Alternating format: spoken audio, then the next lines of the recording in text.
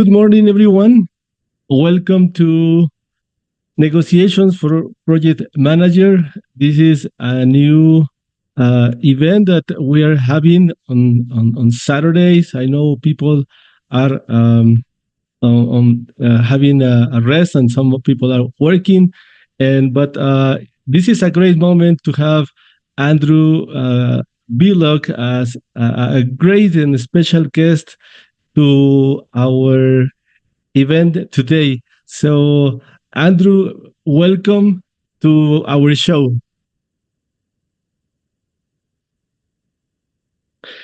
All Thank you so right. much. Thank you so much. Thank you, Andrew. And today we have a very interesting point to discuss. We are going to have a very deep conversation with someone who is expert in conflicts and negotiation. And before I go into that, I would like to uh, play a short video that we prepare for this session today, where we want also to welcome Mr. Andrew. So let me play the video very shortly.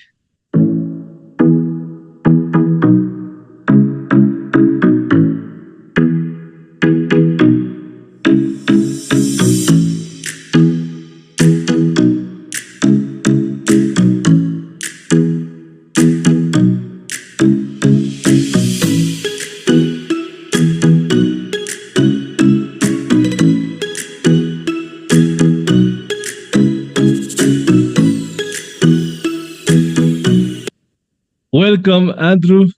It is great to have you in the show. Thank you, Misael. We this is the second time we have you here in the show, and it's really great to have this conversation with you. And well, I'd like to make an introduction about Andrew Vlok. Andrew is a distinguished expert in conflict resolution. Andrew is also someone who is expert in mediation, negotiation, and employment dispute resolution. With over 3 decades of experience studying as commercial litigation, attorney specialization in employment disputes. From 1990, Andrew has since then become a prominent mediator, arbitrator, and conflict resolution.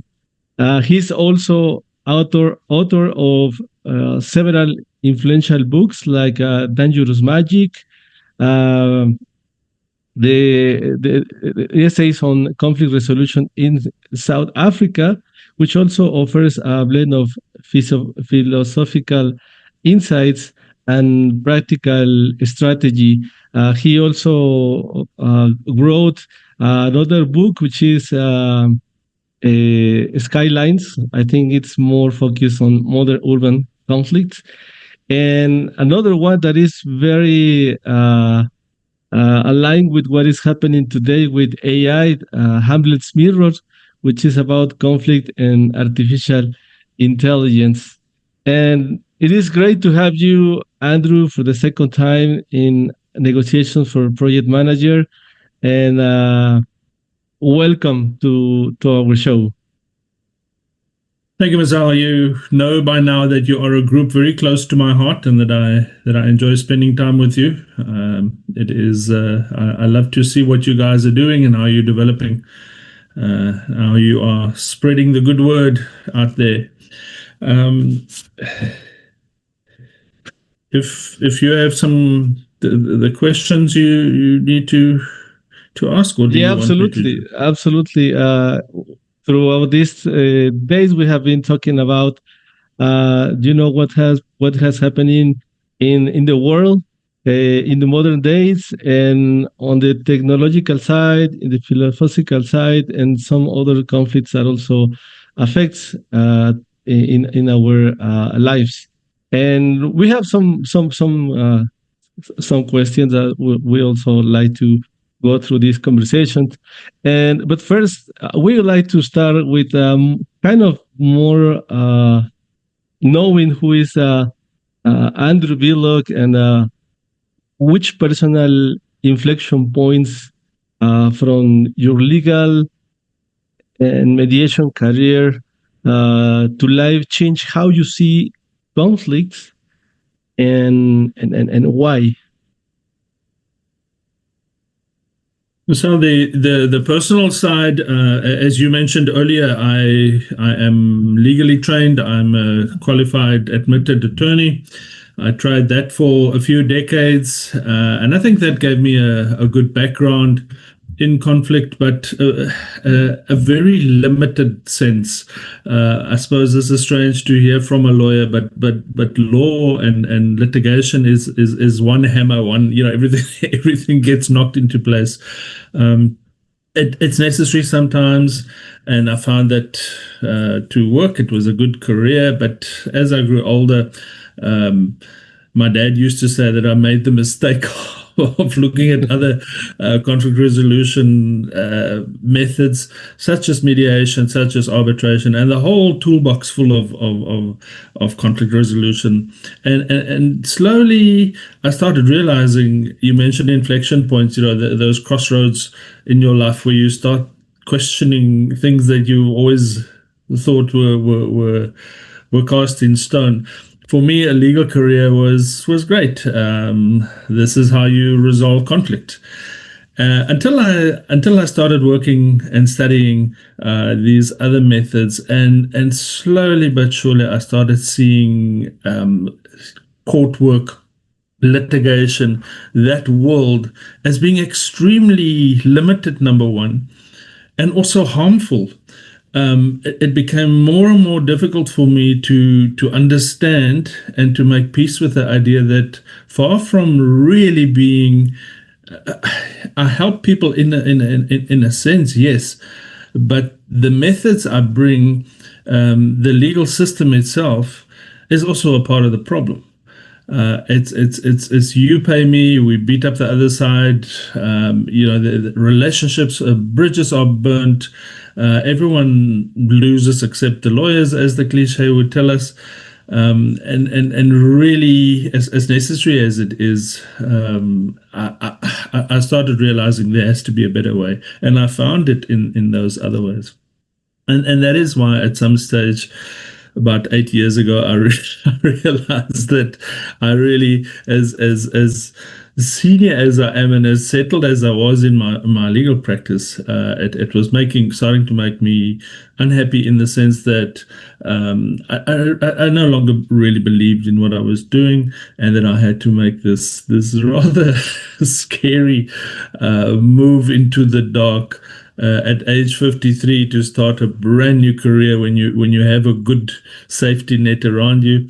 Everyone, including my wife, thought I was absolutely crazy. I thought late at night I thought I was crazy, but that's how it started, and I'm happy to say that my instincts were right.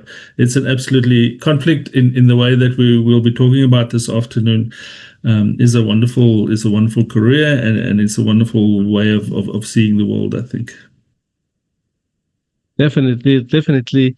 And I mean, someone who wakes up very early in the morning and walks on the beach with the dog and trying to see how the world is changing, right? And I know that you also write for the newspaper in your weekly column for the Herald. What motivates you to write such as how you see what's happening today and what motivates you to wake up very early in the morning and the way you see the world in the, let's say, for example, in the workplace, and also what is happening in the world globally.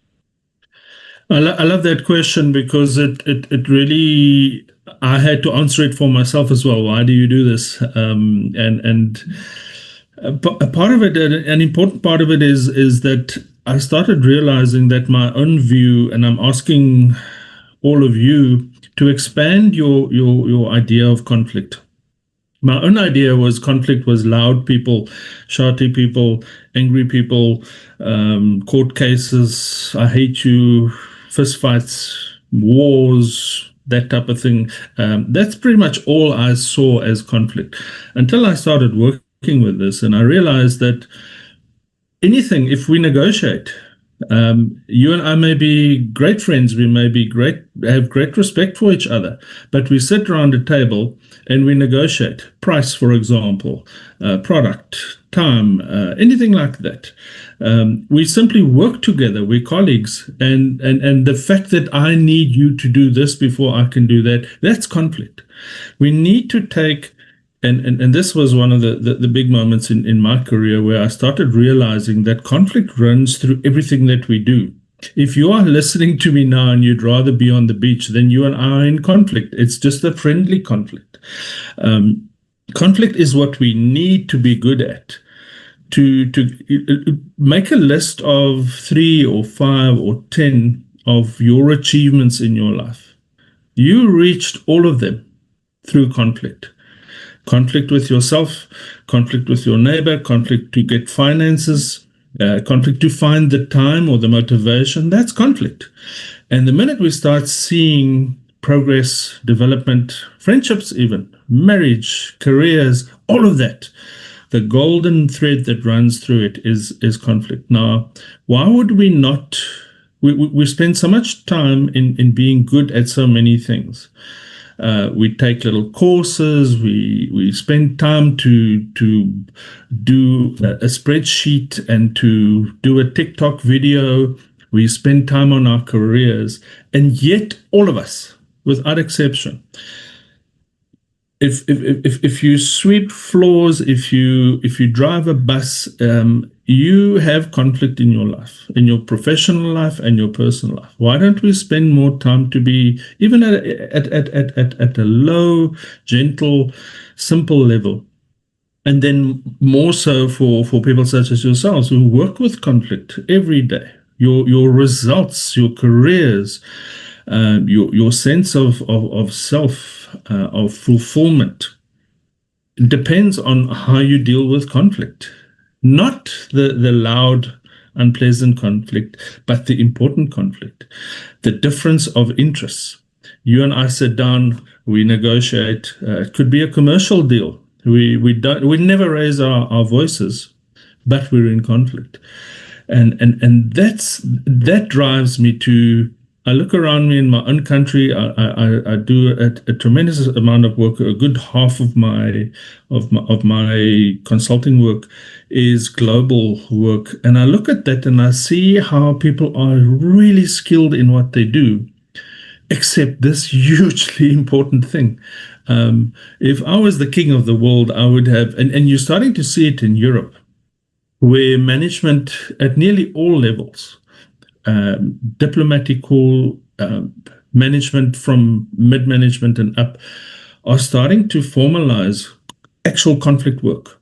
You have your proper career, your BCom, your masters, whatever, tech, whatever, but somewhere in there, whether you do it formally, annually, in the beginning, doesn't really matter, but the conflict, the skill, the tools of it, the puzzle pieces of it, the study of it, the understanding of it, that has become an absolute not negotiable part of leadership, of management, and even at mid-management. Make no mistake, this isn't just MD level stuff. This is for all of us.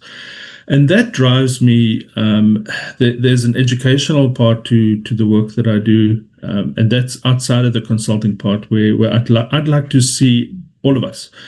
And you have this ironic, and I deal with that in my latest book, where in communities and so on, we must get away from the fact that if I'm better at conflict and I can bully you or overpower you or take advantage of you, that I win by that. Sometimes in the commercial world, of course, I get a better price. But in conflict in this wider sense, I need you to be good at conflict so that you and I can resolve our differences, so that our communities can be safer, so that you don't feel that you have to go out and rob banks or cause trouble in the streets. So all of those things, we need to reshape conflict and how it runs through, because it affects democracy. Are democracies really working globally? Is what is artificial intelligence going to bring to our conflicts?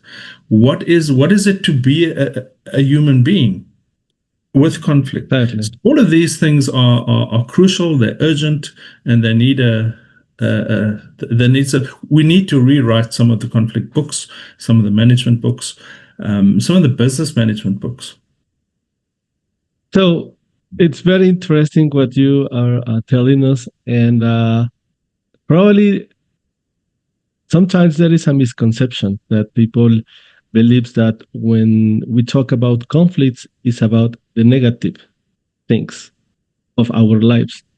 And based on what you are telling us, is that there are some positive things in knowing, be aware of what the conflict is, and that sometimes uh, there is there is even a conflict between us, and that is maybe the starting point, right? To uh, how to manage the conflict. But I think that it's a very challenge even for us as a project professionals. I have seen, on speaking, that a few companies of sometimes we don't invest so much time of learning, developing these skills, which are very important in our lives, right?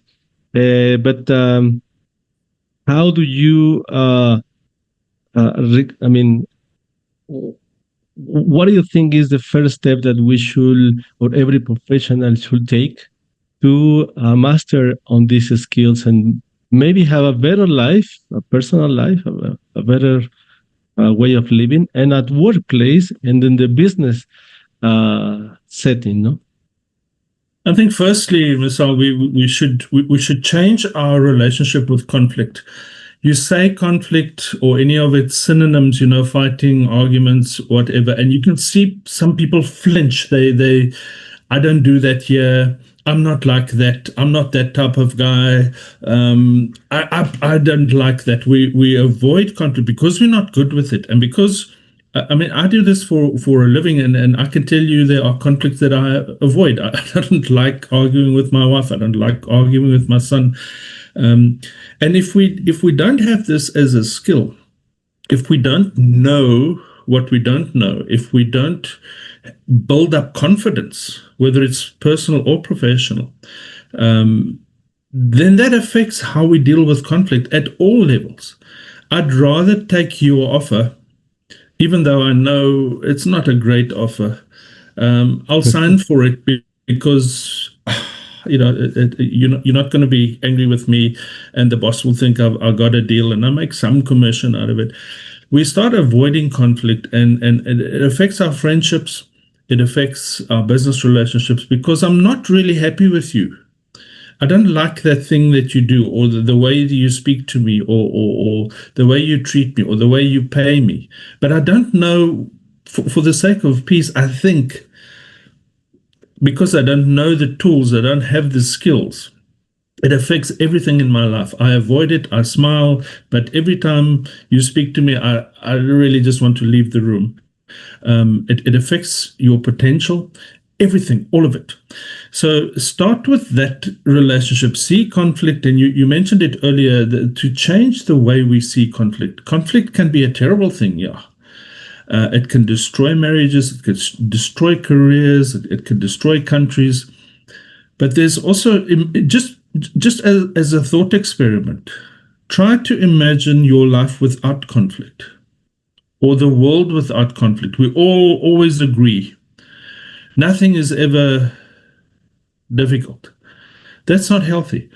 So we should, at any level, as professionals, especially in personal life, it's easier. The consequences aren't as detrimental. But in our careers, we really need to make peace with a different relationship to conflict. I am going to be in conflict. I am going to teach myself how to be conflict competent. I'm going to become You don't have to be an expert. You don't have to be a master at it. No one's asking you to do that. But at your level, whatever it is that you do, learn a few skills and a few strategies so that you're going to feel better about it. If you have that skill, it's like riding a bike. It's like any skill. Because I know how to do a TikTok video, I like making TikTok videos. If I don't know how to ride a bike, I don't want to ride the bike. So get yourself, whether you get a conflict coach or whether you teach yourself, there are books out there, there are videos out there, there's some really good stuff out there. And even at a junior, simple level, you can and should become more conflict competent. All the people I work with, including my own internal teams, it's important that you become as good as you can with conflict. Absolutely. And again, that initial sense of, yeah, but Andre, I don't want to fight. I don't like fighting. I'm not that type of person. I agree with you. Neither am I.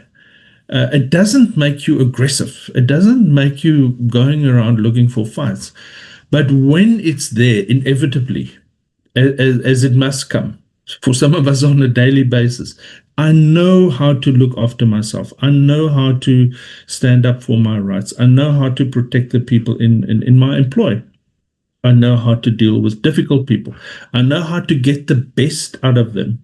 And that it's got nothing to do with winning and losing. It is how can we take this conflict between you and I and turn it into an energy, a fuel that takes our relationship, either end it because it's time, or we work together, we don't like each other, but how do we deal with this conflict to the benefit of ourselves and those around us? And that is, when you start looking at conflict like that, it's not it's not like going to the gym. This is for you. It nearly becomes a question: how can you not? If you are in business or you are in a relationship with your Yeah. son, with your wife, with a neighbor, with a guy on a bus, or you're in business at any level, how can you not want to be better at negotiation and conflict? And those two things, I know a lot of people see them as two very distinctly separate things. You have conflict and you have negotiation. But if you think about it, if we negotiate, isn't that conflict in this wider sense? I want you to buy it for this price. You want to sell it for less. That's conflict. That's healthy conflict. That's that thing that you spoke about, where it's not always the loud and the aggressive, unpleasant stuff. Conflict can be if you have these skills, you start looking forward to it. You and I don't agree. We look so far apart with this business deal of ours, but okay, we have the skills, we have the confidence, we have the competency. Let's work at this. We don't have to sulk. We don't have to sign and compromise. We don't have to take a terrible deal just to keep the room quiet. We know how to deal with this. It makes you a better negotiator. We've done some statistics globally, and I can tell you senior management get very upset if you show them how that brings in bad business. Because Yeah. I compromise with you, because I take 60% of what I should have taken just to keep you quiet, just to keep you happy. And this is why conflict and negotiation in the modern world is, as far as I'm concerned, a non-negotiable, have to be primary skill. It's an elite skill. And if you're sending people out to do sales, to convince, to persuade people, you need to arm them with best practices and cutting edge in these two fields. In my mind, it's one field. Conflict and negotiation is pretty much one thing. And of course, then AI would be a part of both of them as an asset, as a tool to make both of them better.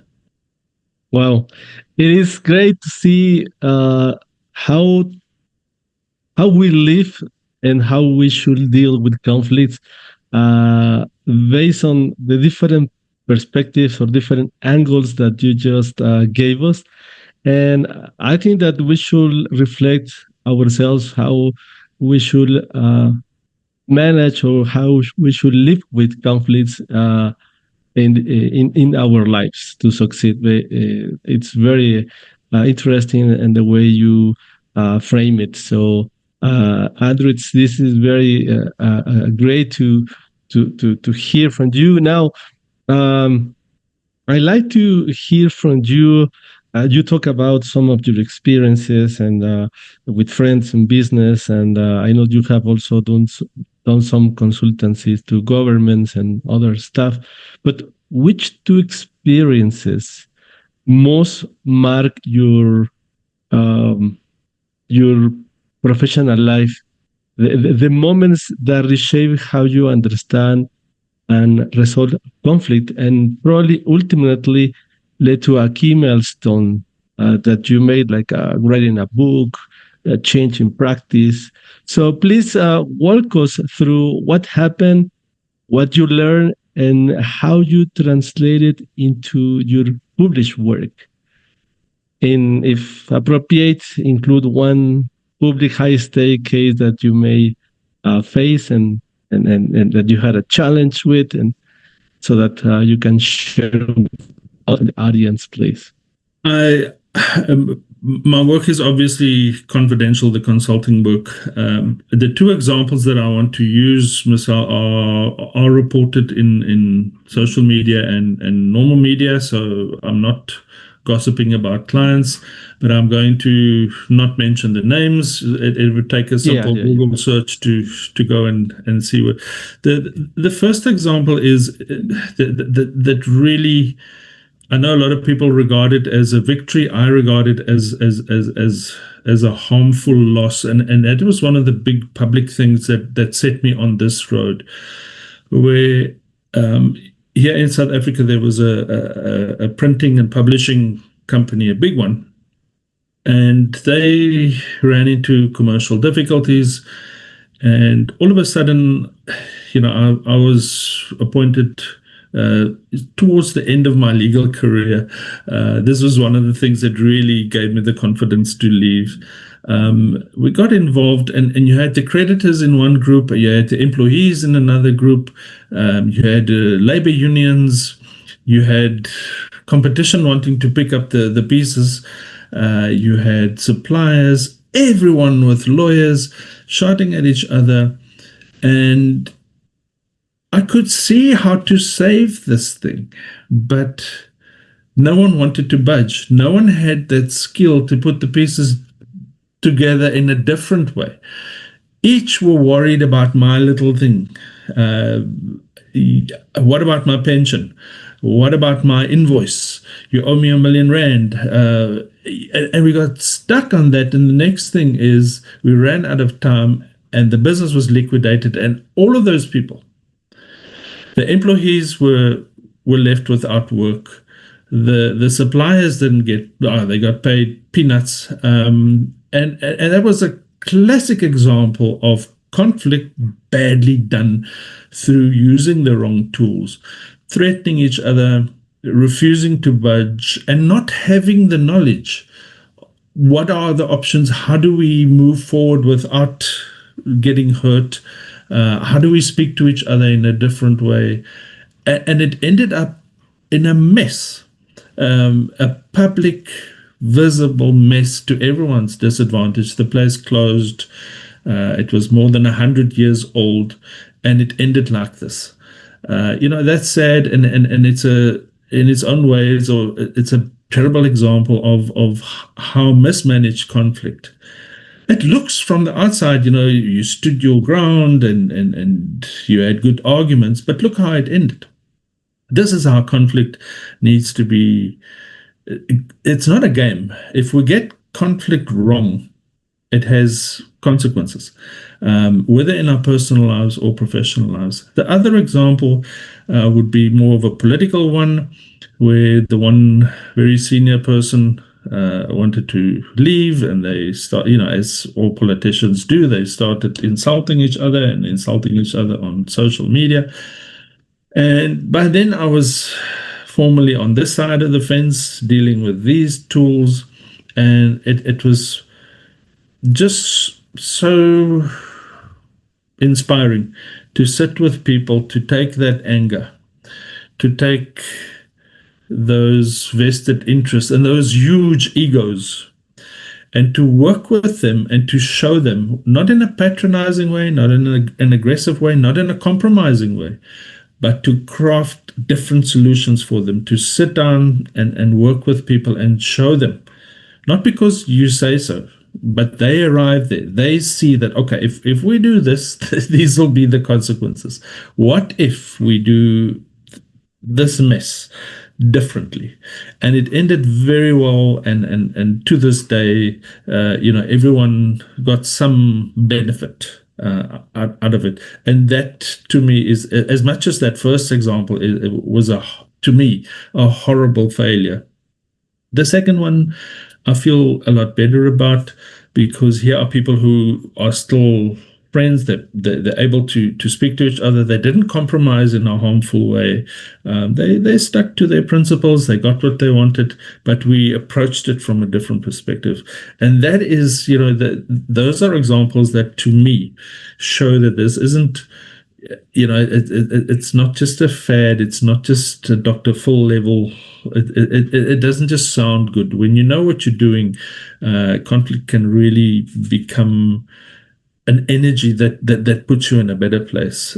You don't have to run away from difficulties. You don't have to compromise. You don't have to give in. You don't have to be bullied. You can live and the world is getting more and more complex. Our interests are different. We seem to, at some levels, every day, we seem to be trying to balance interests that are incompatible, that are completely incompatible. So some of these problems, especially in politics nowadays, and economic questions as well, you look at it and you just don't see how can this be resolved? And that is where modern conflict management and it's become such a multidisciplinary thing. It's not just the old, like in the 80s, where it was one or two little textbooks. Now we look at everything. We look at psychology. We look at microsociology. We look at an absolute long list of different sciences, of different disciplines, including artificial intelligence. And we see there's conflict as well. And all of these fields have solutions that each bring something. Why don't we incorporate that into the practice of conflict management? And it's just, in the last 5 or 6 years, it has just literally changed the solutions to the point where a lot of conflict management textbooks and best practices before that are now quite outdated, are now bad advice. We really, it's inspirational to see how this thing that seems to be a part of human nature, this conflict that we run into on a daily basis, and that some people, out of despair and a lack of that skill, they just give up. The world is harsh. I always lose. You have the power. I don't have the power. And it's good to see that with all these disciplines, we are really crafting some real world, not stuff on paper, real world solutions to modern conflicts. So, Andrew, I understand. We know that you also do consultancy locally and for global customers, or for other organizations outside South Africa. And in terms of managing the conflict, we talked about earlier that many professionals, leaders, do not spend or do not have the skills or invest on developing their conflict management skills. But should we? I mean, are the conflicts should be managed and resolved based on your local context? Should we resolve the conflicts in a different ways? I mean, for example, if resolving is let me put it this way, excuse me. Should we resolve conflicts different in a different way if we are in our country rather than resolving conflicts maybe in another country or other region, or conflicts should be managed and can be resolved in the same way as a very transactional way? Misael, you've put your finger on one of the biggest questions in modern conflict management, the studies and the practice. It's pretty much becoming resolved. We found out the hard way, and Africa as a continent is a brilliant example where we've imported strategies that were designed in Washington and London and Paris, and made certain assumptions, and took it like a template and stuck it on Uganda, and stuck it on Zaire, and it had to fail. It made things worse over decades since the 80s, because it worked there. Of course, it has to work here, and it doesn't. It doesn't. So there's this huge move towards local solutions, locally crafted, locally implemented solutions. And part of the problem and now the solution of that was this external. I've even found that in my own career where people pay me, bring me from outside to come and fix a community's problem. And then I leave again, and it's limited. What you need to do is we're generalizing now, but to transfer those skills to the community, and it's got to be local solutions, then managed and maintained by local people, or else it's going to collapse a few days after your plane has left. You also find that with that approach, to answer your question, we have honor societies like Japan, I think most countries in South America, most countries in Africa.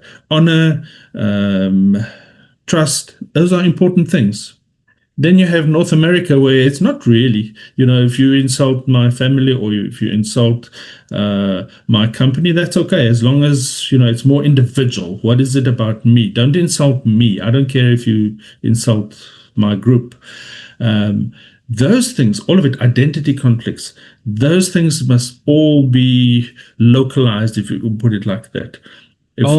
Yeah. So what people like myself or community leaders must do, and we've got so many examples now, is you've got to, of course, there are certain general principles that we can import, but you have got to sit down and hand make, tailor make a solution for this community. Even we see it in South Africa, in the Western Cape, in Cape Town, the taxi wars. The solution there simply doesn't work in the northern provinces, because the people are different. They have different assumptions. They want different things, and they have a different history. They're prepared. A is prepared to accept certain things. B cannot, because of the history. So in the business context, we should take it in the same way, right? If you are dealing with one organization, you should also learn about their culture, how they run their operation, how they do business also. Now, more to our project professional colleagues that are watching this episode, we should also understand the context of our organization, of our team, and understand the context of putting the entity of the conflict that you said or you label it. It's what will also help us. But I think there is one key player here, is the emotion that sometimes are what triggers the conflict. So how do we separate the emotions with the conflict that we are dealing with.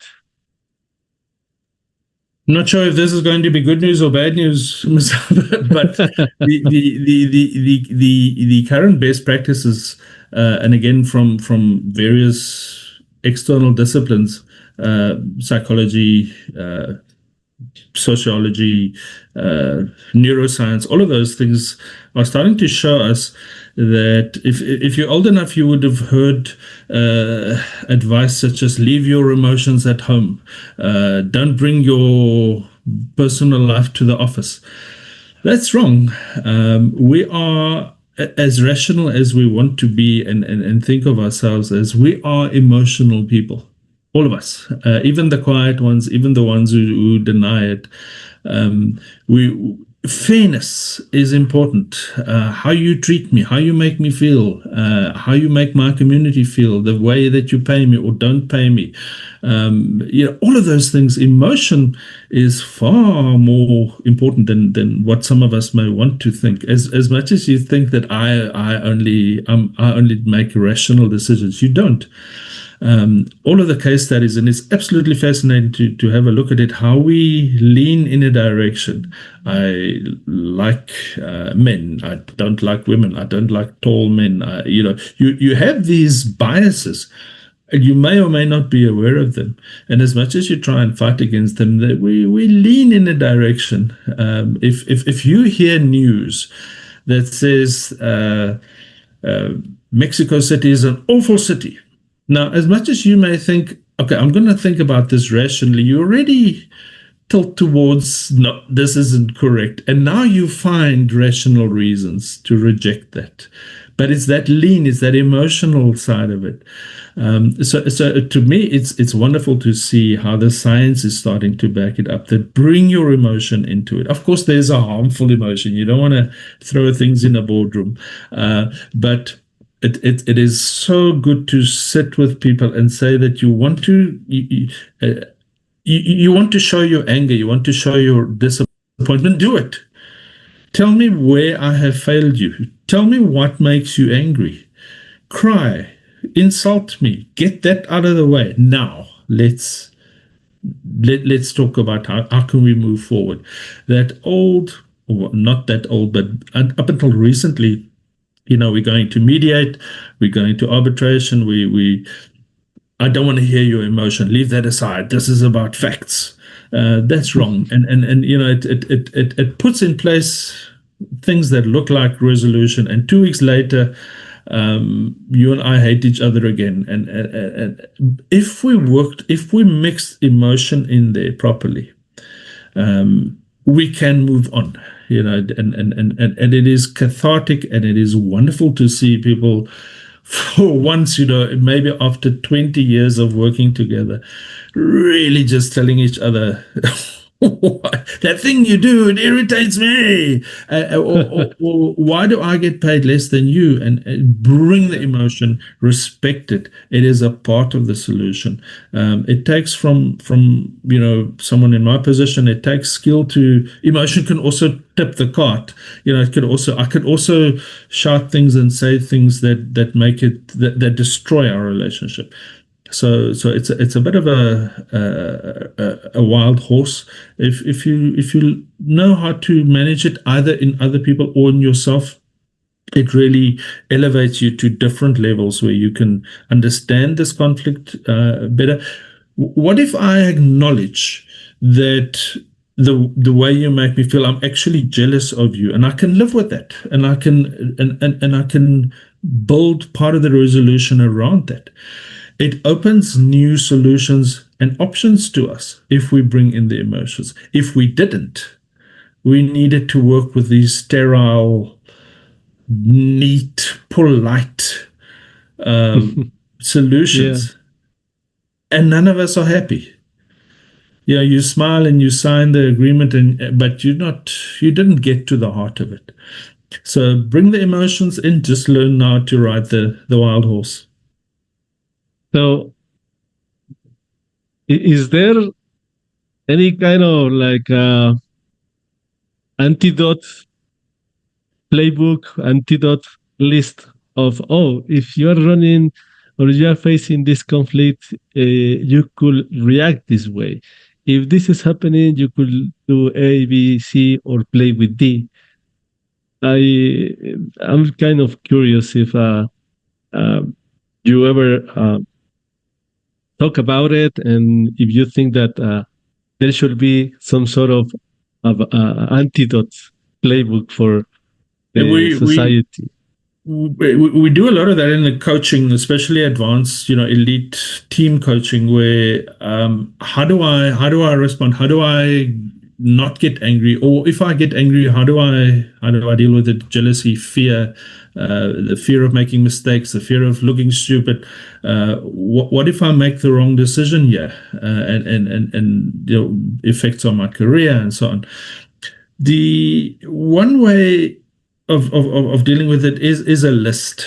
You can, especially in the Herald newspaper articles, I've only got 400 words, so things end up a little bit simplified. You can follow that, for example. It's all on social media. That's more what I call, with a smile, I call it the Dr. Phil level of conflict management. Where if this happens, do these 3 things and don't do those 2 things. There's a place for that, and you can teach yourself Okay. that. But what in the coaching side of things, what we try and teach you is more the bigger picture, to make peace with the idea that I can't. For example, one example would be, I can't control what you say and do. I can manage it a little bit, but ultimately, if you're rude to me, if you insult me, if you're unfair to me, there's very little I can do about that. What I can do, what I can work on, what I can spend time on, is how I react to it. And that gives you a tremendous amount of control. I've got no control over your actions, your unfairness, your rudeness. But the one person who decides how I react is me. And for that, I don't need a list, as an example. I can make peace with the idea that this is just Misael. He just does this. I don't have to take it personally. I don't. You are rude because you're under a lot of pressure. It doesn't have to be personal. So you work with the bigger person, the bigger picture, and I can tell you it's extremely powerful. And because the other side of the coin is also true. As I pick up these little strategies and techniques, it's often one by one, and slowly I become more confident. And a lot of our anger and frustration in conflict comes from a lack of confidence. What happens if you continue with this? Right. You harming me. I don't know how to deal with this. And that frustrates me. That makes me scared, which makes me angry. But if you start getting a handle on conflict, if I know where this goes and how to deal with it, it's less probable that I get angry, frustrated, that I shout at you, because I know how to deal with it. Absolutely. So, Andrew, in we're living in the AI era, or at least we know that AI has been developed for decades, but now it is taking a big hype, right? So now everybody is talking about AI. People are engaged with a lot of AI tools, but this is also generating some sort of conflicts, I will say, if I may, because we are talking to the AI model. We're learning in a different way. We are unlearning old ways of doing things. We are learning new ways of doing things. So I guess that also we are integrating this kind of digital workers, AI agents, and I know you also wrote about it in your book, The Hamlet Mirror, about it. And we'd like to hear more about, if you can give us a little more on this. And we'd like to hear about it, how you see the future. But people who are using this technology, what should we stop, or keep doing when using these agents? Misael, just before, I don't want any misunderstandings. I am a great fan of AI. I love tech. I am inspired by what it can do for us. Um, I think if we really are pioneers at this stage in history, this is an important part of history.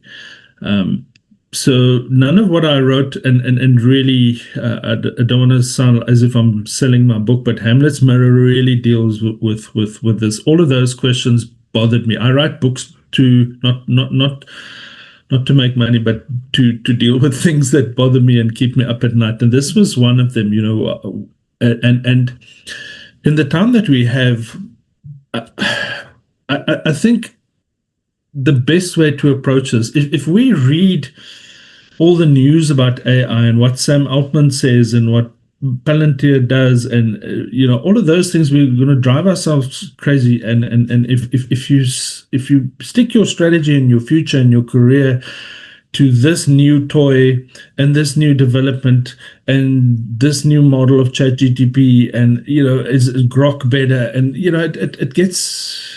I don't think that's the wise strategy.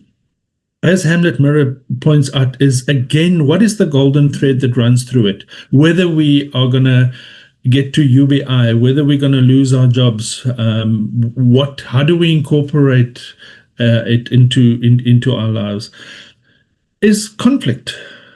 All of these questions, as important as they are, is conflict. It's conflict with technology.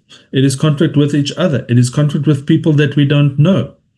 It is conflict with these huge corporations that are, in many respects, more powerful than countries. In these decisions and the money that they make and move. So to do like the Chinese saying has it, to work with the 10,000 things, you're always going to be running to keep up, and you're never really going to be ahead of it. Approach your career, approach all of this as conflict, and then use conflict principles to deal with these things. How do I incorporate things? How do I deal with these things without fear? How do I build up competence? And then we start approaching our careers differently. We incorporate things. We stop fearing. We stop making decisions out of fear and insecurity. We teach ourselves how to deal with it.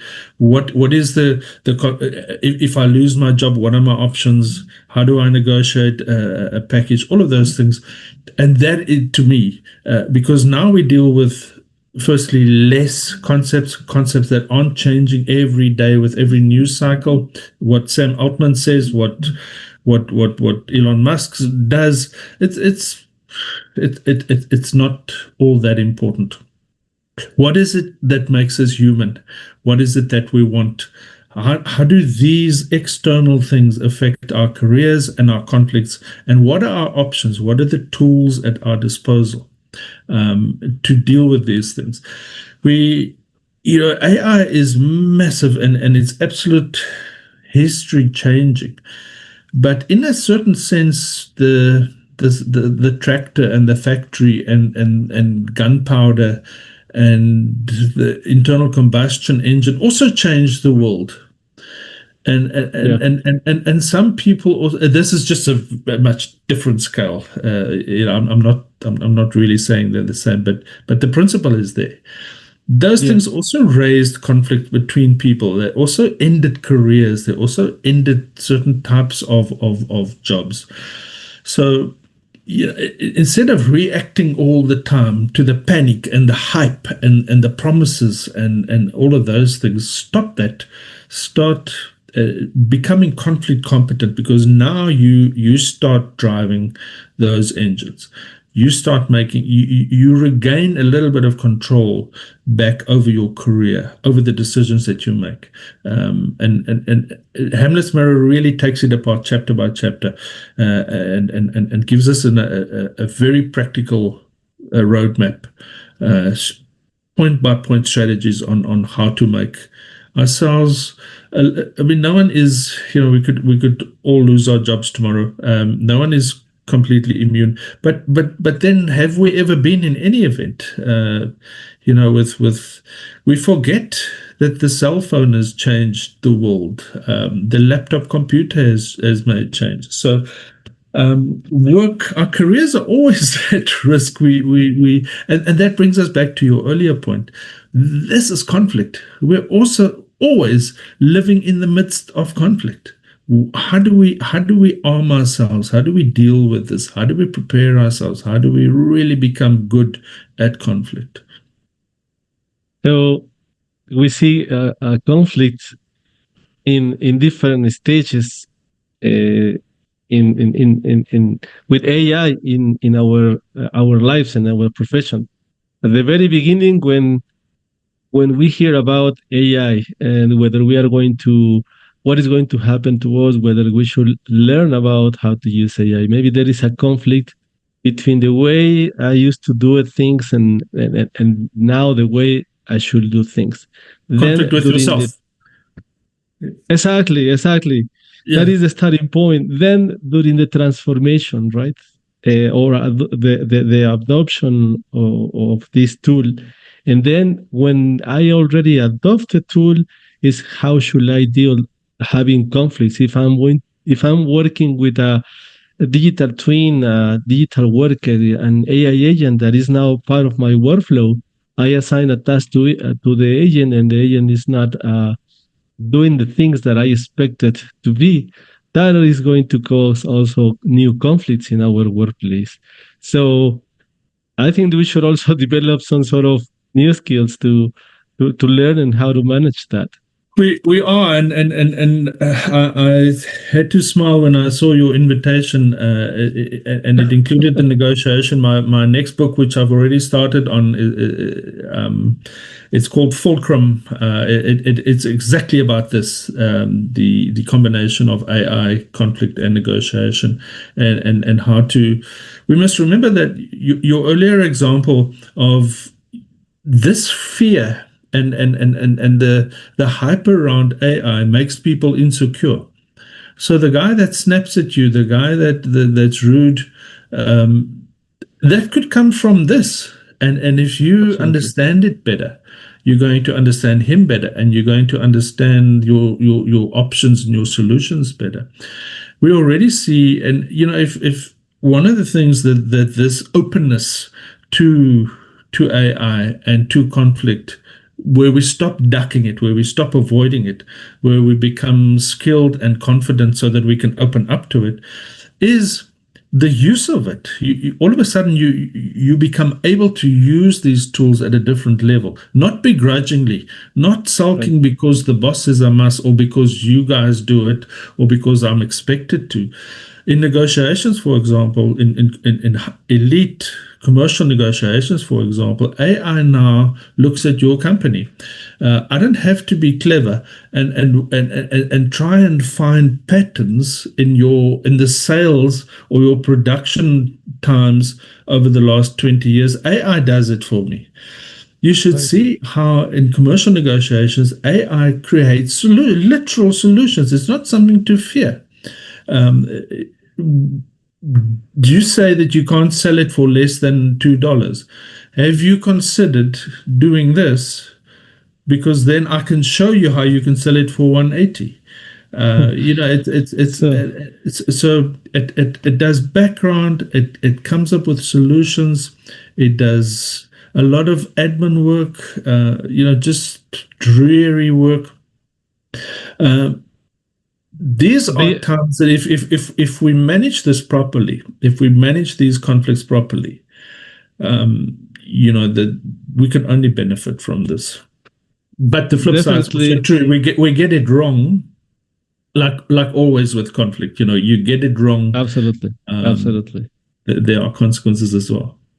So this is definitely another hot topic that I guess when you tell us more about how your new book is been developed and how you see the new perspective of conflicts, let us know, and we'll be happy to have you here in negotiations for project managers. And it has been a great conversation, Andrew. We have learned a lot from you. I am delighted to be the co-host of this session. And Marjana, Robinson, and Omar, and guys, and people in our audience, if you also have any question or anything you want to comment to close and wrap up this session, please, you are welcome to to, to ask. I have one, if you allow me, Misael. Hi, Andre. It's so good to have you back after a year, I guess. Good to see you. Thank you so much for coming. It was very kind from you. I've been listening carefully to all what you have said, and correct me if I'm wrong. This is I'm trying to shorten an idea of what you said. So, despite the fact technology is causing conflicts at work and complexity, because every day we have more specialized product, more specialized process, but at the same time, it's like an oxymoron, because AI arises as the tech that in the end we could forecast that in the future conflict will decrease thanks to the proper and right usage of AI. So the task for all of us who embrace AI and conflict resolution and negotiation is to go and spread the negotiation mixture gospel and with AI to all the people we know, right? Correct me if I'm hallucinating, or did I say something Robinson, possible? Can I don't want to answer this. I want this problem to sit with you like a Zen koan. I want you to think about this. I want to respond by asking you a question. Do we want less conflict? No. No, I don't think so. Because or is conflict the machines, the fuel that takes us to? I'm pulling your leg. What we do want less of is stupid conflict, harmful conflict, conflict that causes damage, ends careers, that we can't sit back, and that's an easy test. You and I had a fight for 6 months, but we've resolved something. Or no, it's just a mess. We've got nothing to show for our conflict. Those ones, the negative ones, the harmful ones, of course. And I think, to your point, I think AI is going to cut through a lot of that nonsense, is going to replace it and make it less. We don't see that at this stage with war, regional conflicts. I think drones could maybe, as an example, I think it could be cut. Commercial workplace conflicts could be cut.